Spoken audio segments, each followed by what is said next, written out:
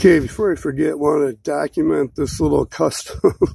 So this is a Harbor Freight 7/8 22 mil oxygen sensor socket, 3/8, and it doesn't fit. At least the Denso upstream cut. So basically the regular grinder, and then I took the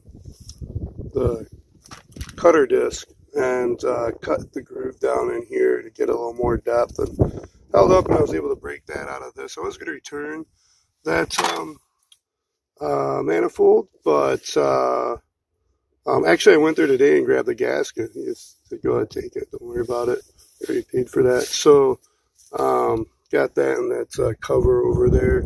I was going to return it, but I think I'll wait just to be safe, since I haven't installed the muffler, which is all right here. I guess you get the mud flaps, the gas tank straps, and then the cross member for the muffler. But I want to document that. And then today I mainly went because the Gen 2, the hood hinge snap right about, it looks like there's a stress point right there. And this one's a little stressed out, so you can see where the paint's chipping. So I got this one first because I found it. Oddly, I went to the first Gen 3 I went to.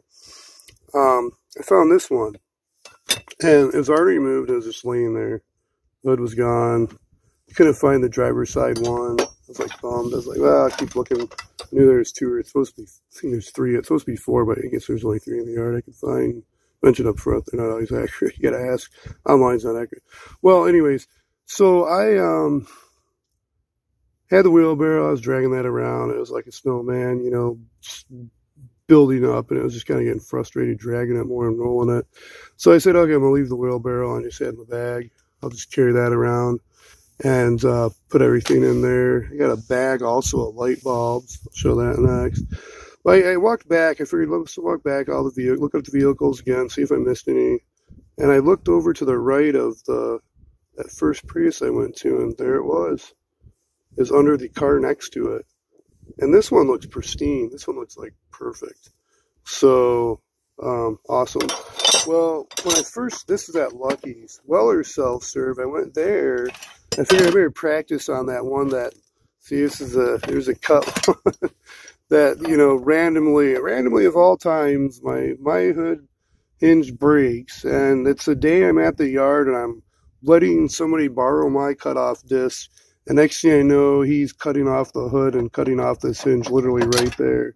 So anyways, I figured I'd use that as like a dissection cadaver type car where I could practice a little bit of, you know, disassembly, pulling that fender back to get a good feel. I did that with the other, this one also, and stressed a little more challenging on that one. I actually broke my 12 mil socket. Found I could do it with just an extension or with the little, it's not on there right now.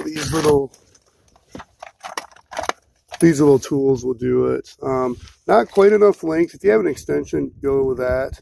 But you have to pull back a little further to pop out the fender, which that little hook acts like it's broken. It's just kind of like a hook on there, so it's designed that way behind the side window. But yeah, technically I think the whole trip was worth it. Where are these bolts falling off? Probably for the cost of these alone. I tried to get all of them I could find. Yeah, so there's a good 4 light bulbs. They're Philips Sylvania. 5 light bulbs. I don't know which is which, high beam or low beam, and then some turn signal and some rear lights. I got some extra clip swaths. I'd have to clean those off super thoroughly and tag those up. But probably that alone was worth the trip. Yeah, so everything was like $14. So $14, $15, that's awesome price.